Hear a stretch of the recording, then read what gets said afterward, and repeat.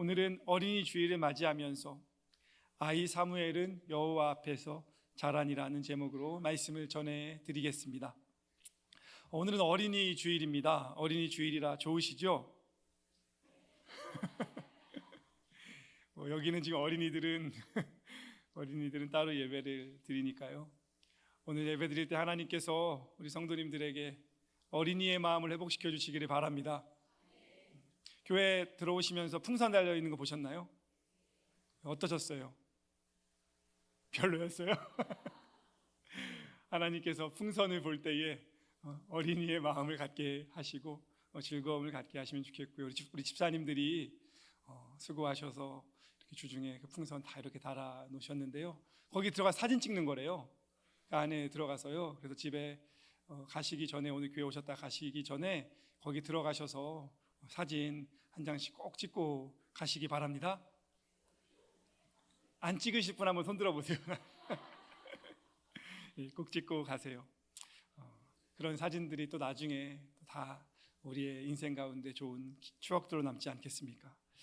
사무엘상 2장은 시간이 지날수록 하나님으로부터 점점 멀어졌던 제사장 엘리의 아들들과 세월이 흐를수록 영적으로 더 바르게 성장했던 한나와 엘가나의 아들 사무엘을 비교하며 보여줍니다. 오늘 본문은 아니지만 사무엘상 2장 12절 말씀을 보면 이렇게 소개를 합니다. 엘리의 아들들은 행실이 나빠 여호와를 알지 못했다고 합니다. 엘리의 아들들은 구체적으로 홈니와 비느하스를 가리키는데 이 두 사람의 행실이 나빴다고 합니다. 여기서 나쁘다는 말은 그 사람 좀 나빠 이 정도의 의미가 아니고요, 그 사람 정말 사악하다. 요즘에 젊은이들은 빌런이라고 표현을 하는데 그냥 나쁜 게 아니라 정말 나쁜 겁니다. 성경을 읽다 보면 흥미로운 장면들이 소개될 때가 있는데 사무엘상 2장, 1장, 2장도 그 중에 하나입니다. 하나님께서 엘리의 아들들이 가리켜서 행실이 나쁘다고 말씀을 하시거든요. 그런데 사무엘상 1장을 보면 한나가 자신이 술 취했다고 여기는 엘리 제사장에게 이렇게 말하는 장면이 나옵니다. 당신의 여종을 악한 여자로 여기지 마십시오. 여기서 악한 여자라는 표현이 행실이 나쁘다는 의미와 동일합니다. 그런데 하나님 보실 때에는 정말 악했던 사람은 한나가 아니었고 그 한나를 악하다고 생각했던 엘리 제사장이었고 또 엘리 제사장의 아들들이었다라는 것입니다. 지난주일 말씀을 기억하실지 모르겠습니다. 예수님께서 깨닫지 못하느냐라는 표현을 자주 사용하시면서 지각력을 가져야 한다고 강조하셨다고 말씀을 드렸습니다. 오늘 말씀을 통해서 혹시 나야말로 하나님 보실 때에 엘리처럼 그 아들들처럼 때로 악행을 저지르거나 그 악행을 방관하는 삶을 살면서도 전혀 깨닫지 못한 채 다른 사람을 악하다고만 여기며 살아가는 것은 아닌지 한 번쯤 돌아보는 시간이 되면 좋겠습니다.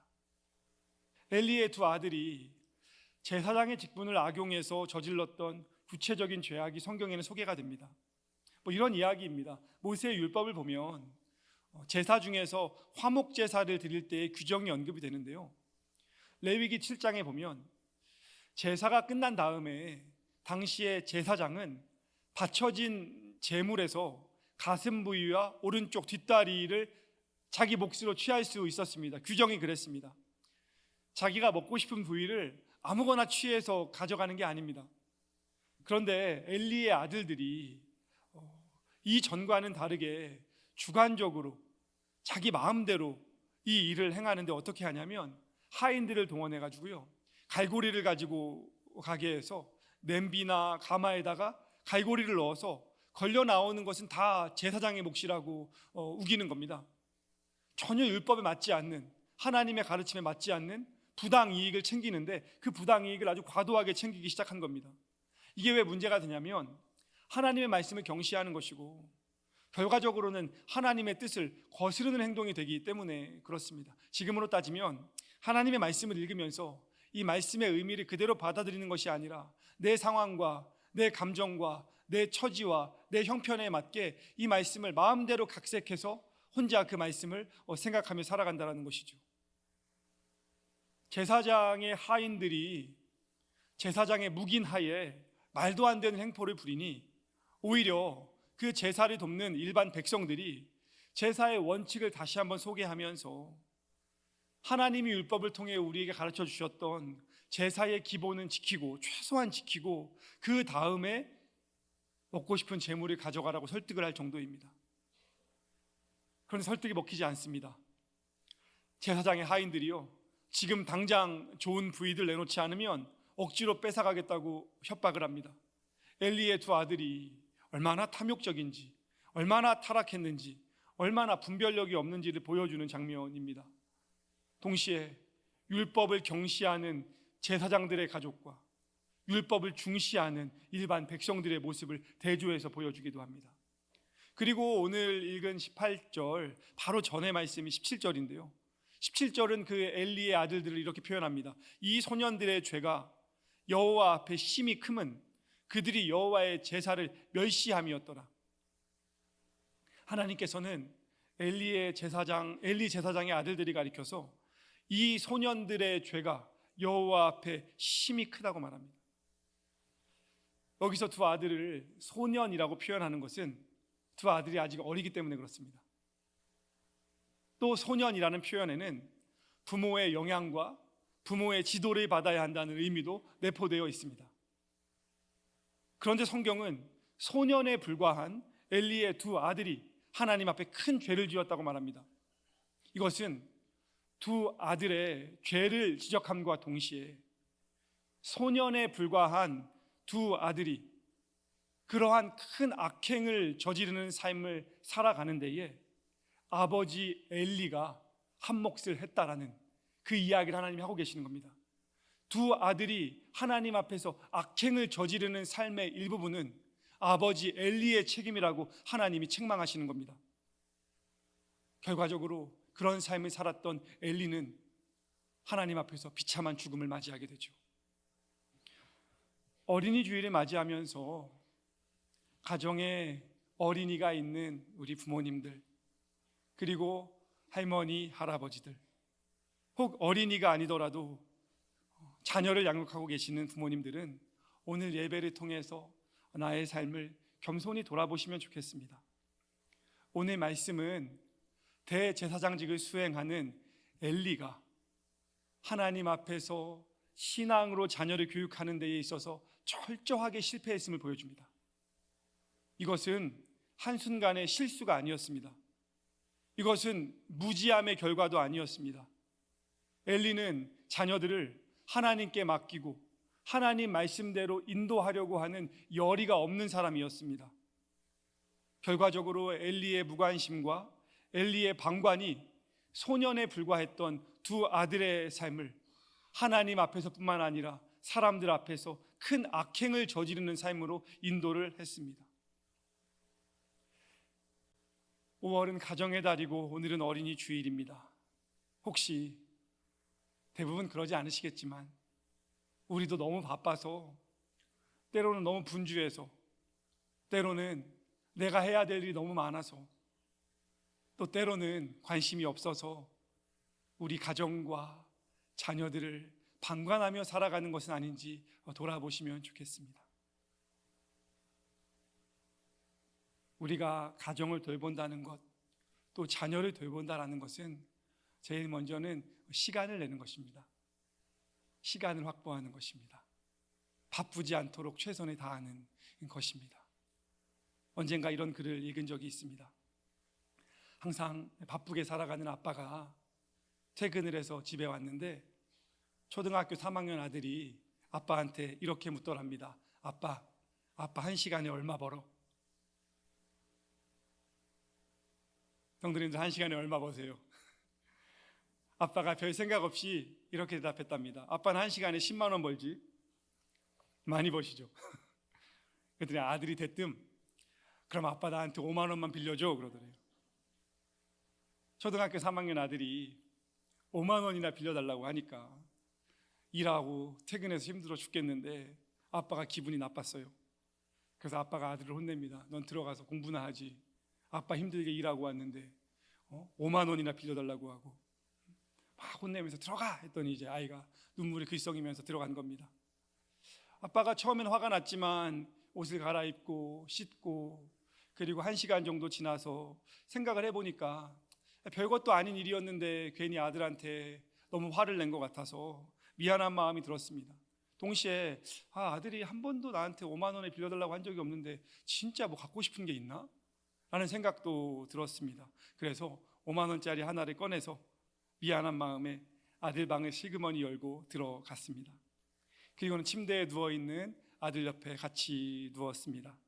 그리고는 아빠가 말합니다. 아빠가 아까 화내서 미안해. 아빠가 5만 원 빌려주려고 가져왔는데 너 뭐 필요한 거 있어? 그러자 그 돈을 받은 아들이 너무 기뻐하면서 아빠 잠깐만 그러더니 책상에 가가지고 자기 용돈 주머니를 가지고 오는 겁니다. 그리고는 용돈을 꺼냈는데 10,000원, 20,000원, 30,000원, 40,000원, 50,000원 이미 아들이 5만 원이 있는 거예요. 그러니까 아버지가 그 모습을 보는 순간 또 화가 났습니다. 야, 너는 5만 원이 이미 있으면서 아빠한테 5만 원을 또 달라고 한 거야? 너 진짜 안 되겠다. 아빠가 화를 냈더니 풀이 죽은 아들이 나지막한 목소리로 이렇게 말하더랍니다. 아빠, 그게 아니고 이거 5만 원 내가 정말 힘들게 모은 거야. 아빠 엄마 몰래 정말 힘들게 모은 거야. 근데 아빠가 1시간에 10만 원을 번다고 하니까 내가 5만 원으로는 안 되잖아. 내가 모은 5만 원하고 아빠한테 빌린 5만 원 내가 이거 아빠 다 줄 테니까 아빠 내일 저녁에 1시간만 시간을 좀 내주면 좋겠어. 내일 하루만 일찍 들어와서 아빠하고 엄마하고 나하고 1시간 동안 우리 같이 밥 먹자. 나도 다른 친구들처럼 아빠랑 엄마랑 밥을 먹고 싶은데 아빠 내가 이거 10만 원 다 줄게.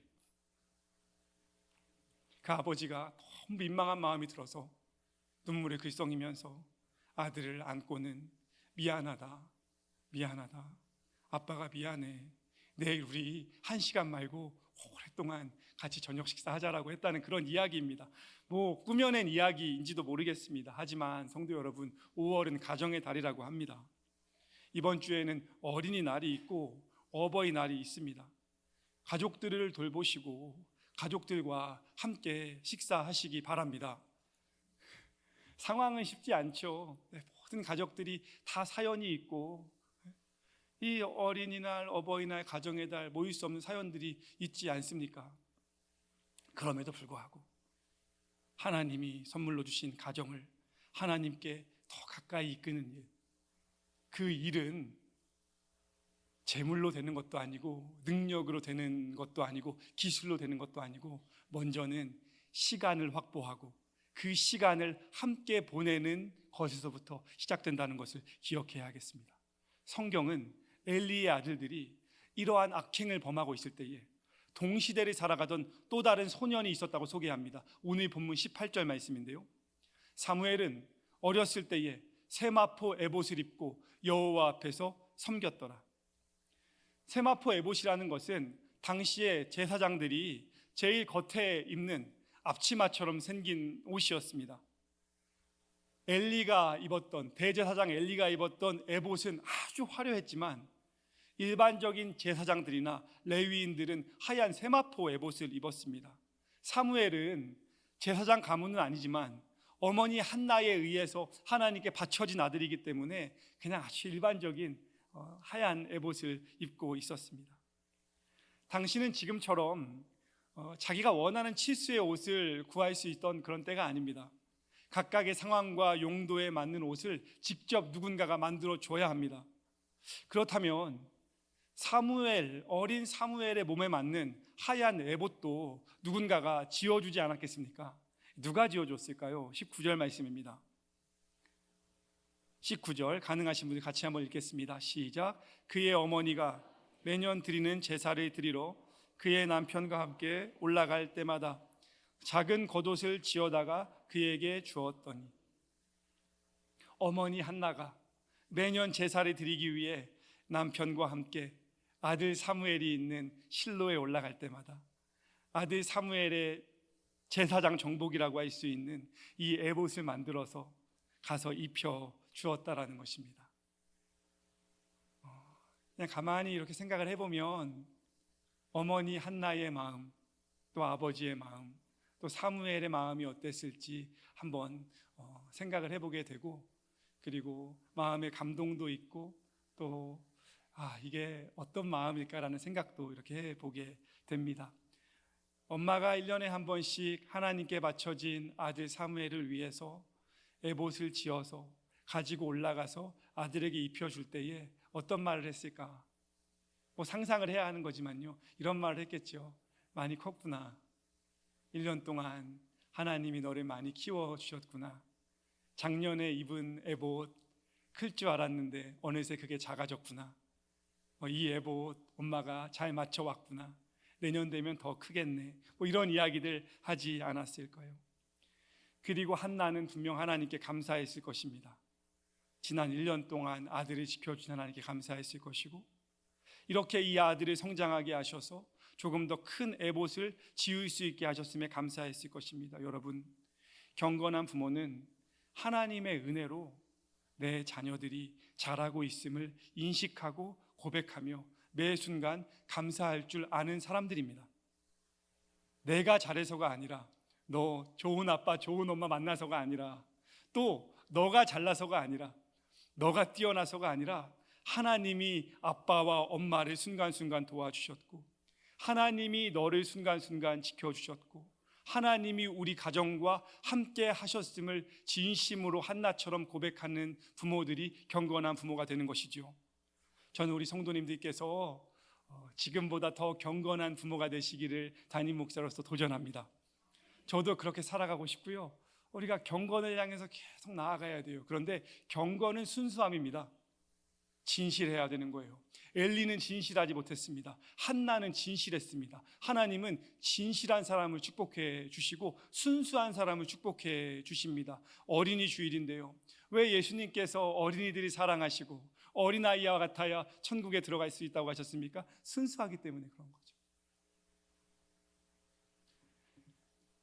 제가 지난 2주 전에 수요예배 때 한번 드렸던 말씀인데, 2주 전에 그 중부연회라고 해서 이제 인천에 있는 목사님들 다 모이는 그 모임에 이제 갔거든요. 근데 이제 어느 이제 선교회 분들과 함께 점심을 먹게 됐는데, 이제 연세가 많으신 이제 목사님들이 계셨어요. 부천에서 목회하시는 어떤 목사님이 60대 후반이시고 이제 은퇴를 이제 앞두고 계시는 목사님이신데, 그분이 식사를 하시다가 이런 말씀을 하시더라고요. 본인이 몇 년 전에 60 중반 때 병원에 가셔서 건강검진을 하셨대요. 근데 검진 결과를 보고 깜짝 놀라셨대요. 의사도 깜짝 놀라고요. 왜냐하면 신체 나이가 49으로 나왔답니다. 49, 65세신데.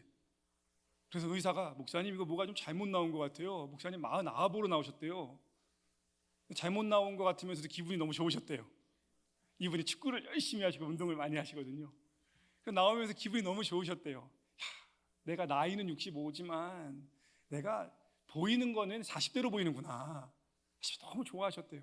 그리고 시간이 흘러서 2년 뒤에 혹시 몰라서 한 번 더 건강검진을 하시면서 신체 나이를 재보셨대요. 2년이 흘렀는데 놀랍게도 또 49이 나왔답니다. 그래서 목사님이, 하나님이 나를 더 이상 늙지 않게 하시는구나. 은혜를 주셔서 내가 67세가 됐는데도 여전히 내가 49이구나 하면서, 나이는 이렇게 먹었지만 내가 겉으로 보일 때는 청장년이구나 라고 생각하시면서 기뻐가지고 집에 이제 아파트 가까이 오셨답니다. 그럼 집에 들어가기 전에 놀이터 하나 지나가야 되는데, 놀이터에서 놀던 애들이 공놀이를 하다가 공이 하나 자기한테 흘러왔는데, 자기 쪽을 보면서 애들이 그러더래요. 할아버지 공 좀 차주세요 그러더래요. 그래서 이분이 누가 내 뒤에 할아버지가 오나 하면서 이렇게 뒤를 보셨답니다. 근데 아무도 없고 자기밖에 없더랍니다. 그래서 이 목사님께서 아이들에게 물어보셨대요. 나 말하는 거야? 그랬더니 애들이 그러더래요. 네 할아버지. 그래서 이분이 나 할아버지 아니야 라고 했더니 옆에 있던 애가 그러더랍니다. 에이, 딱 봐도 할아버지인데요. 그러면서 그 목사님이 그런 말씀하셨습니다. 여기 혹시 목사님들 중에 자기가 할아버지인지 아닌지 궁금하신 분들은 놀이터에 가셔서 잠깐만 앉아 계시면 아이들이 금방 아주 분명하게 알려줄 거라고. 여기 계시는 우리 여성분들도 그렇잖아요. 누가 아줌마 그러면은 나 아줌마 아니야. 따라해봐 언니. 이모 그러면 이모 아니야. 따라해봐 누나. 뭐 다 이게 우리가 인간적으로 바라는 마음인데 아이들의 눈은 정확합니다. 아이들은 순수해요. 때로는 그래 당황스럽기도 하지만 하나님은 그런 순수함을 가지고 나오는 삶을 기뻐하시는 거죠. 지난 사순절 기간에 우리 교회 유치부 아동부 아이들이 또 청소년부도 그렇고 이렇게 말씀을 묵상을 했어요. 40일 동안. 우리 어른들도 이렇게 묵상집 읽으시면서 하셨잖아요. 근데 이제 아동부 어린이들이 사순절 묵상하고서 소감 적은 것을 이제 제가 봤는데 순수하더라고요. 그래서 제가 몇 가지 소감 이렇게 한번 가져와 봤는데 초등학교 1학년 아이가 이렇게 적었어요. 사순절을 보내면서요. 예수님 많이 아프셨죠? 교회 잘 다닐게요. 예수님 약속해요. 항상 제 옆에 있어 주세요. 저를 지켜 주세요. 아무것도 아니지만 이 아이의 이 표현 속에 인상 깊은 표현이 하나 있었습니다. 어른들이 잘 쓰지 않는 표현이요. 예수님 약속해요. 약속해요. 초등학교 5학년 아이는 이렇게 적었더라고요. 처음에는 솔직히 묵상을 하기 싫을 때가 있었지만 십자가가 채워질 때마다 뿌듯했다. 37일째 말씀, 닭 위기 전에 내가 3번 나를 부인하리라는 말씀은 나를 울리게 만들었다. 아이의 표현입니다. 또 다른 초등학교 5학년, 성경을 읽으면서 마음의 변화는 있었지만 행동의 변화는 없었던 것 같다. 변화되고 싶은 행동, 친구가 실수해도 용서해 주기, 친구와 사이좋게 지내기, 친구를 도와주기, 매일 하나님께 기도하기, 매일 성경을 읽기. 물론 아이들의 마음은 시시각각 변하지만 왜 하나님께서 어린아이의 마음으로 하나님께 나아올 때에 하나님이 그 삶을 받아주시는가를 생각해 보게 합니다.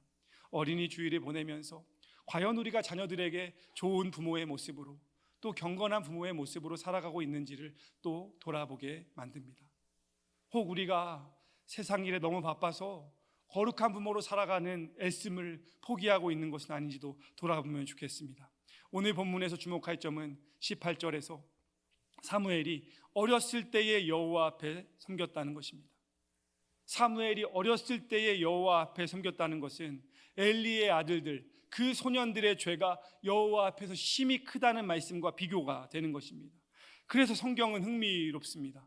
이러한 차이는 제사장의 직책을 가졌지만 실제 신앙은 하나님 앞에서 옳지 못했던 엘리라는 아버지와 매우 평범한 가정이었지만 하나님이 주신 아들을 하나님께 바치며 경건한 삶을 살아가려고 애썼던 한나라는 어머니의 믿음에서 비롯된 차이라는 것을 성경은 보여주고 있는 것입니다. 제사장의 아들이라고 해서 하나님이 책임을 져주시는 것이 아니며 아주 평범하고 소박하게 살아가면서도 하나님을 신뢰하는 믿음이 대단했던 한나라는 여인과 그 가정은 하나님이 어떻게 사랑하시며 축복하시며 책임지시는가를 보여주는 장면이기도 합니다. 그리고 이 본문은 우리에게 계속해서 질문합니다. 우리는 지금 엘리처럼 살아가고 있는가? 아니면 한나처럼 살아가고 있는가? 우리의 자녀들은 엘리의 아들들의 모습을 더 닮아가고 있는가? 아니면 사무엘의 모습을 더 닮아가고 있는가? 한나는 사무엘상 1장을 보면 아들 사무엘을 달라고 하나님께 간절히 기도합니다. 아들을 달라고요. 아들을 주시면 하나님께 바치겠다고 하나님께 간구합니다. 하나님이 아들을 주셨을 때 한나는 자기가 하나님께 약속했던 것처럼 하나밖에 없는 아들 사무엘을 바쳤습니다. 주목할 점은 사무엘상 2장을 나중에 집에 가서 보시면 우리가 신앙생활하면서 가끔씩 듣는 한나의 기도가 소개가 됩니다. 한 10절 정도 되는 한나의 기도가 소개가 되는데요, 어머니의 기도니까요. 아마도 한나의 기도에 대해서 잘 모르시는 분들은 이렇게 생각하실 겁니다. 사무엘 아들을 하나님께 바쳤으니 어머니의 기도는 무엇을 위한 기도가 되겠습니까? 아들을 위한 기도가 되겠죠. 그래서 그 기도의 절반 정도는 사무엘을 위한 기도로 채워지지 않겠습니까? 하나님, 사무엘과 멀리 떨어져 있는데 하나님이 지켜주시고 하나님이 지혜 주시고 청명하게 하시고 건강하게 해주시고 비록 떨어져 있지만 하나님이 늘 보호해 주십시오. 이게 한나의 기도가 되어야 맞지 않겠습니까? 저도 그렇게 생각을 하는데요, 참 이상하게도 한나의 이 열절의 기도 가운데 아들이 전혀 언급되지 않습니다. 아들이 등장하지 않습니다. 이상하죠? 한나의 기도는 이런 내용입니다. 하나님의 이름을 높여드리고 하나님의 구원을 즐거워하고 하나님의 능력을 찬양합니다. 한나의 기도는 내가 하나님을 더 잘 경외하기 위한 기도였지 아들의 잘됨을 위한 기도가 아니었다라는 겁니다. 그런데 참 신기하게 한나가 아들을 위해서 기도하지 않음에도 불구하고 하나님이 사무엘을 보호하시고 늘 함께 하시고 늘 지켜주시며 일평생 책임을 져주셨습니다. 여기서 우리는 하나님께 드리는 기도가 어떻게 나아가야 하는가에 대한 실마리를 하나 발견하게 됩니다. 어떤 분들은 하나님이 원하시는 삶을 일상 속에서 전혀 살아가지 않으면서 살아갈 마음도 없으면서 자녀를 위해서는 하나님께 매우 구체적으로 기도하시는 분들이 계십니다. 그러면서 응답이 안 된다고 합니다. 이건 접근이 틀린 겁니다. 성경적으로 하나님께 나아가는 순서가 잘못된 겁니다. 믿음 생활은 늘 순서의 재정비라고 제가 말씀드리지 않습니까? 우리가 하나님께 나아간다는 것은 먼저 하나님을 구하는 것이고 하나님께 나의 삶과 우리 가정과 자녀들이 맡겨드리는 것이고 그러면서 내가 하나님이 기뻐하시는 삶을 살아가기 위해 애를 쓰는 겁니다. 그렇게 살아가는 삶은요, 행여 내가 우리 가정을 위해서 우리 자녀를 위해서 구체적으로 기도하는 것들을 다 빼먹는다 하더라도 하나님이 알아서 그 가정과 그 자녀들의 삶을 책임져 주신다는 것이 성경의 가르침이고 한나의 가르침입니다. 본문 20절에 보면 엘리 제사장이 한나와 엘가나 부부를 축복하는 장면이 나오는데요, 어느 정도 사무엘상의 맥락을 이해하고 보면 조금 어색한 장면입니다. 왜냐하면 엘리라는 제사장은 이미 영적 지도자로서의 이 권위를 상실한 상태이기 때문에 그렇습니다. 그런데 한나가 엘리가 제사장으로서 타락했음을, 그 아들들에게 문제가 있음을 몰랐던 게 아닙니다. 그런데 한나와 엘가나는 그 타락한 제사장 엘리에게 가서 고개를 숙이고 기도를 받습니다. 그래서 신학자들은 엘리의 축복 기도는 틀림없이 한나의 요청에 의해 이루어진 기도라고 말합니다. 한나가 엘리에게 기도를 요청한 겁니다. 왜 그랬을까요? 사실은 기도를 받고 싶지 않지만, 이 제사장이 얼마나 타락했는지 알기 때문에 기도를 받고 싶지 않지만 분위기상 아들을 실로에 맡겼으니 어쩔 수 없이 그렇게 한 것일까요? 그렇지 않습니다. 한나는 믿음 생활을 하면서 언제나 사람을 보지 않았고 하나님을 보았던 사람입니다. 한나는 엘리를 보지 않았고 하나님을 보는 사람이었습니다. 한나는 제사장에게 기도를 받으면서 엘리의 능력을 의지한 것이 아니라 엘리를 제사장으로 세우신 하나님을 의지했습니다. 타락한 제사장이라 할지라도 하나님이 그 사람을 하나님이 알아서 하실 일이고 그에게 기도받음으로 하나님이 나에게 역사하신다는 믿음을 가졌던 사람이 한나입니다. 여기서 우리는 한나의 믿음과 신앙의 태도를 볼 수 있습니다. 비록 흠이 있고 부족한 제사장일지라도 하나님은 그 사람의 축복을 통해서 얼마든지 일할 수 있는 능력의 하나님이라는 사실을 한나는 알고 있었던 것입니다. 결과적으로 어떻게 됩니까? 하나님께서는요, 한나가 구체적으로 구하지 않았던 그의 인생의 모든 아쉬움까지도, 빈자리와 빈 공간을요 하나님이 알아서 다 채워주시는데요, 넘치도록 채워주십니다. 아들 사무엘을 바쳤으니 자녀가 없잖아요. 그러니까 감사한 마음으로 바치긴 했지만 순간순간 이런 생각 들지 않았겠습니까? 사무엘 있으면 좋았을 텐데, 사무엘 이거 같이 먹었으면 좋아했을 텐데, 이거 사무엘 주면은 굉장히 좋아할 텐데, 이런 생각들 나지 않겠습니까? 그런데 21절에 보시면은요, 우리 마지막 말씀인데요, 21절 말씀 우리 같이 한번 읽어보겠습니다. 시작. 여호와께서 한나를 돌보시사 그로 하여금 임신하여 세 아들과 두 딸을 낳게 하셨고 아이 사무엘은 여호와 앞에서 자라니라. 아멘. 여기서 한나를 돌보셨다는 것은요, 하나님께서 한나에게 은혜를 베푸셨다는 겁니다.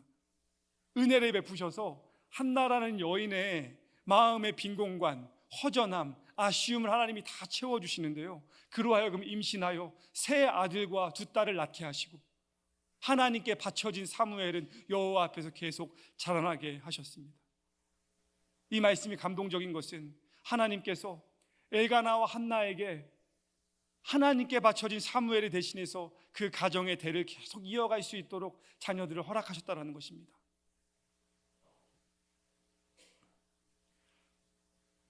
반주를 좀 해주시면 좋겠는데요, 저는 오늘 어린이 주일 맞이하면서 이 말씀 묵상하면서 에베소서 3장 말씀 생각났습니다. 우리가 구하거나 생각하는 모든 것에 더 넘치도록 능히 베푸실 분이시다.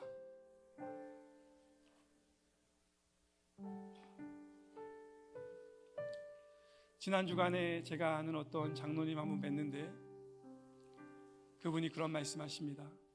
사업을 하시는 분인데 선교가 직업인 것처럼 사업을 하시는 분이세요. 근데 그분이 저희 아버지하고 친분이 있으신데 그분이 저한테 그런 말씀하시더라고요. 목사님, 언젠가 아버지 목사님하고 같이 중국에 선교 갈 일이 있었는데 대화하면서 장로님 말씀입니다. 제가 아버지께 여쭤봤어요. 목사님, 아들을 위해서도 기도하십니까? 그랬더니 저희 아버지가 가만히 이렇게 계시더니 그런 말씀하셨대요. 돌아보면 아들을 위해서 기도한 적이 거의 없습니다. 장로님이 그러셨대요. 목사님, 저도 거의 없습니다. 근데 하나님이 다 키워주셨고 하나님이 도와주셨어요. 아들을 위해서 기도를 많이 하지는 못했지만 하나님이 기뻐하시는 삶을 살려고 노력했고 순간순간 하나님 앞에서 진실하려고 애를 썼고 하나님이 기뻐하시는 일들을 잘 감당하려고 했는데 그랬더니 하나님이 기도하지 않았던 모든 부분들까지도 다 채워주시면서 인도하시더라고요. 이 장로님도 그런 본인의 간증을 하시면서 아들한테도 그러셨대요. 아빠가 너를 위해서 기도 많이 못하지만 아빠가 사업하면서 하나님의 일 마지막까지 감당하다가 아빠는 하나님께 부름받고 싶으니까 그런 아빠의 마음을 이해하면서 함께 믿음 생활하면 좋겠다 말씀하셨대요. 우리가 구하거나 생각하는 모든 것에 더 넘치도록 능히 베푸시는 하나님이심을 알기 때문에 할 수 있는 고백이지 않겠습니까? 사랑하는 예일교회 성도 여러분, 우리가 어린이들처럼 진심을 다해 하나님께 섬기고 순간순간 넘어지고 부족하지만 다시 하나님 앞에 약속하고 하나님께 기쁨이 되고자 하는 마음으로 하나님께 나의 소박한 삶을 올려드릴 때에 하나님은 그 삶을 반드시 기억하시는 분이십니다.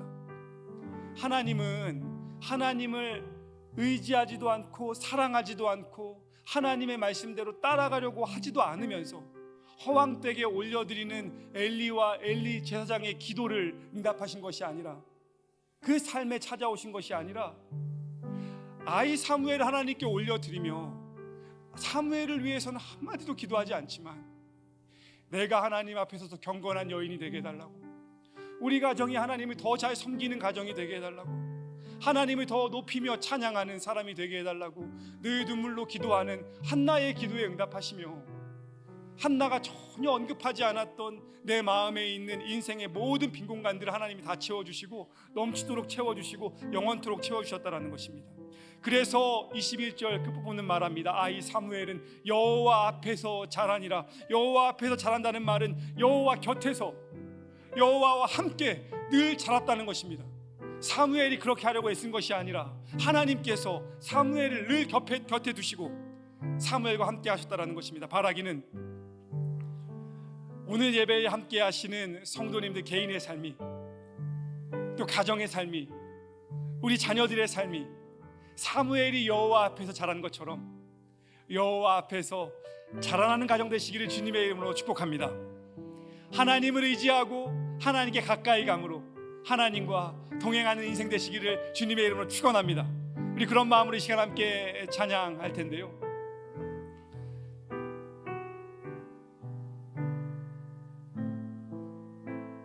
하나님 사랑의 눈으로 너를 어느 때나 바라보시고 함께 찬양하겠습니다. 하나님 사랑의 눈으로 너를 어느 때나 바라보시고 하나님 인자한 귀로서 언제나 너에게 기울이시니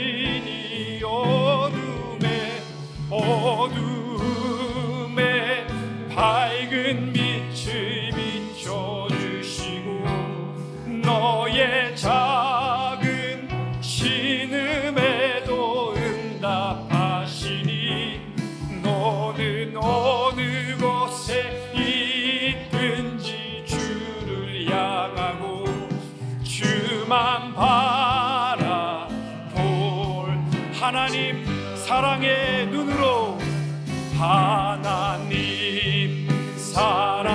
사랑의 눈으로 너를 어느 때나 바라보시고 하나님 인자한 귀로서 하나님 인자한 귀로서 언제나 너에게 어둠의 밝은 빛을 비춰주시고 어둠의 밝은 빛을 비춰주시고 너의 작은 신음에도 응답하시니 너는 어느 곳에 있든지 주를 향하고 주만 우리 마지막으로 한 번 더 함께 찬양하겠습니다.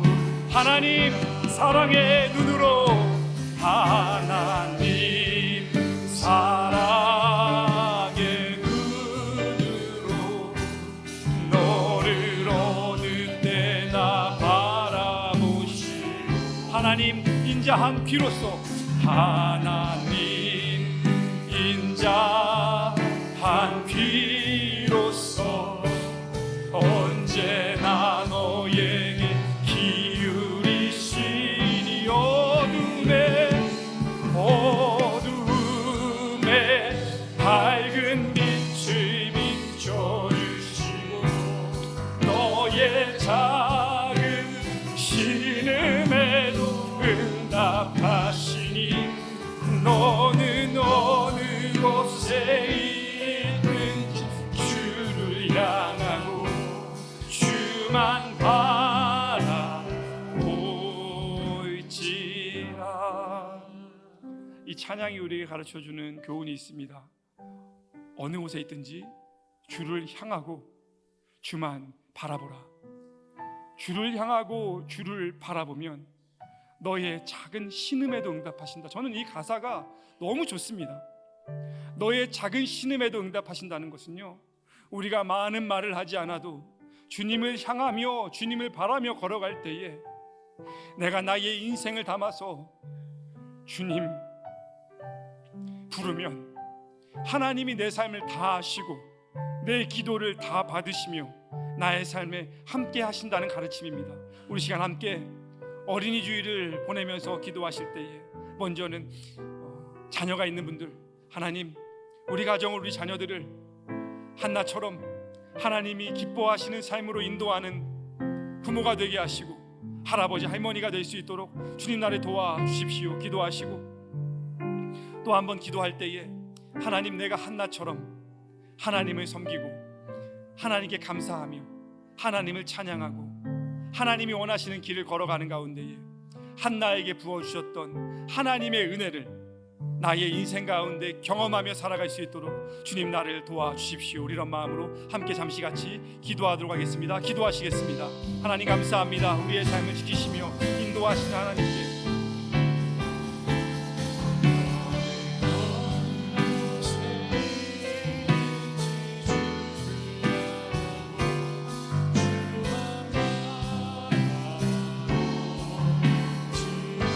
주를 의지하며 기도합니다.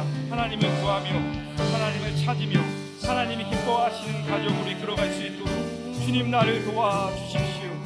하나님, 내가 하나님이 기뻐하시는 아비가 되게 하여 주시옵소서. 하나님, 내가 하나님이 기뻐하시는 어미가 되게 하여 주시옵소서. 하나님, 내가 우리 자녀들에게 하나님을 소개하는 할아버지가 되고 하나님을 소개하는 할머니가 되게 하여 주시옵소서. 하나님, 자녀들을 위해서 기도하되 먼저는 하나님께 내가 먼저 나아가고 내가 먼저 섬기고 내가 먼저 하나님의 이름을 높여드리며 나아갈 수 있도록 주님 인도하여 주시옵소서. 하나님, 우리 예일교회에서 믿음 생활하시는 모든 성도님들이 그 마음으로 하나님을 찾게 하시고 하나님을 구하게 하시고 하나님께 나아가 하나님과 동행할 수 있도록 주님 인도하여 주시옵소서.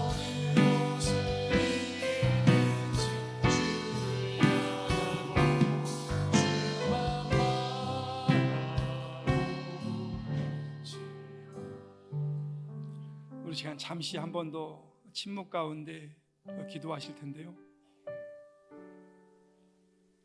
우리가 믿음을 가지고 담대하게 용기를 내서 이 시간 이런 기도를 한번 잠시 하면 좋겠습니다. 조용한 가운데 꼭 소리를 내지 않으셔도 되고요, 가능하신 분들은 이렇게 가슴에 손을 대셔도 좋고 이런 기도입니다. 하나님, 내가 한나와 같은 어미가 되게 하여 주십시오. 하나님, 내가 한나와 같은 아비가 되게 하여 주시옵소서. 한나의 가정에 부어주셨던 은혜가 우리 가정이 경험하는 은혜가 되게 하여 주시옵소서. 잠시 같이 기도하겠습니다.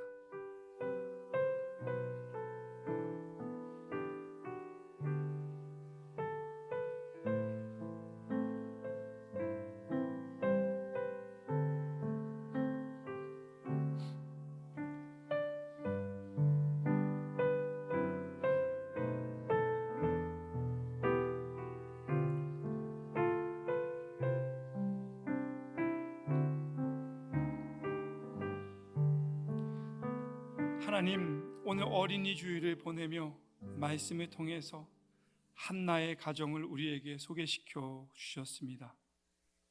하나님께 늘 기도하고 하나님을 섬기며 하나님이 원하시는 길을 따라 애를 썼던 한나에게 하나님은 사무엘을 선물로 주셨고 그 사무엘을 하나님께 약속한 대로 바쳐드렸을 때에 하나님은 한나를 또 축복하셔서 한나가 구하지 않은 인생의 모든 것들까지 다 채워주시되 넉넉히 채워주셨습니다. 하나님, 우리가 믿음 생활하면서 한나가 받았던 복을 추구하는 것이 아니라 하나님을 찾아가려고 애를 썼던 한나의 애씀과 믿음의 고백을 닮아가는 우리 예일교회 성도들이 될 수 있도록 주님 인도하여 주시옵소서. 어린이 주일을 보내며 우리 예일교회에서 자라나는 어린이들 한 사람 한 사람 주님께서 기억하여 주시고 이 어린이들이 사무엘처럼 지혜롭고 총명하게 용기 있고 담대하게 하나님이 주시는 은혜를 따라 걸어가는 삶이 될 수 있도록 주님 도와주시옵소서. 5월 가정의 달을 보내며 이곳에서 예배하는 모든 성도님들의 가정 가운데 하나님의 은혜와 사랑과 축복이 경험되게 하시고 하나님이 주신 회복과 은혜가 있게 주님 도와주시옵소서. 이 시간 주님 앞에 예물 드리는 손길들 기억하여 주시고 그 예물과 함께 각자의 기도의 제목과 가정과 자녀와 사업들을 위해 올려드리는 기도의 제목들을 주님께서 응답하여 주시옵소서. 예수님의 이름으로 기도드립니다. 아멘.